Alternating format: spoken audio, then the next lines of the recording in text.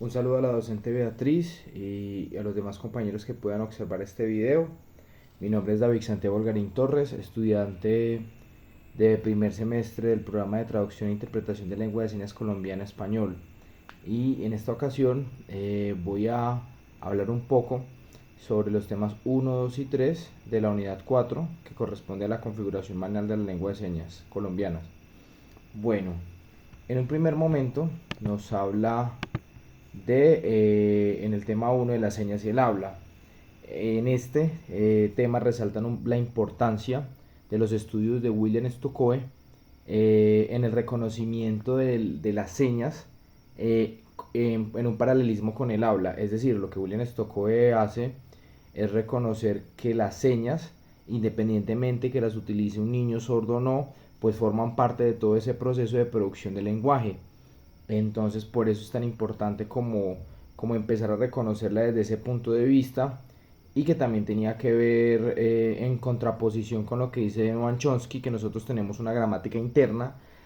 Tiene que ver con una gramática que se va generando cotidianamente con las diferentes eh, eh, los diferentes actividades que forman parte pues de nuestra realidad y con las cuales producimos lenguaje, ¿sí? Como el acto, por ejemplo, de comer, de dormir. Y esto puede estar representado en la forma, por ejemplo, en la que los niños y niñas desde muy chiquitos, por ejemplo, piden cosas, piden agarrar un objeto. Están todos sus sentidos implicados en el observar un objeto, en el pedirlo, en el arrastrarlo, en todo ese proceso pues como de eh, tal vez en esa motivación por comunicarse.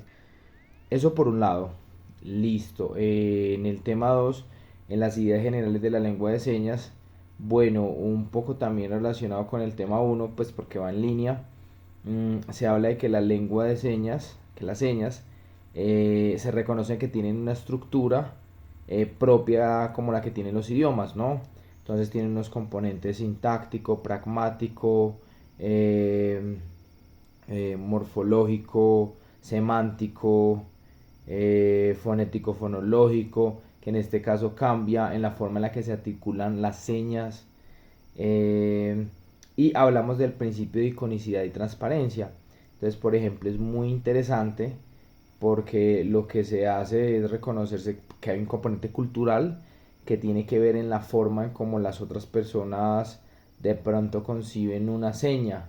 ¿Sí? Entonces nos mostraron un ejemplo de, bueno, por ejemplo en la lengua de señas americanas este es árbol, que igual lo utilizamos en la lengua de señas colombiana.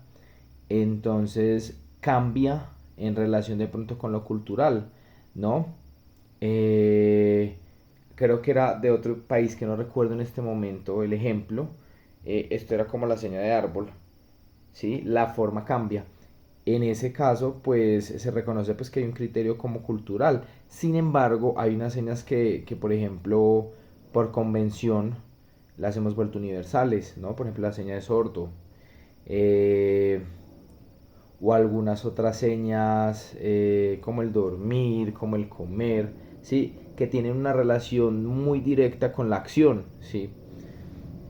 Bueno, en el tema número 3, que me parece muy interesante, se empiezan a hablar de las partes de las señas.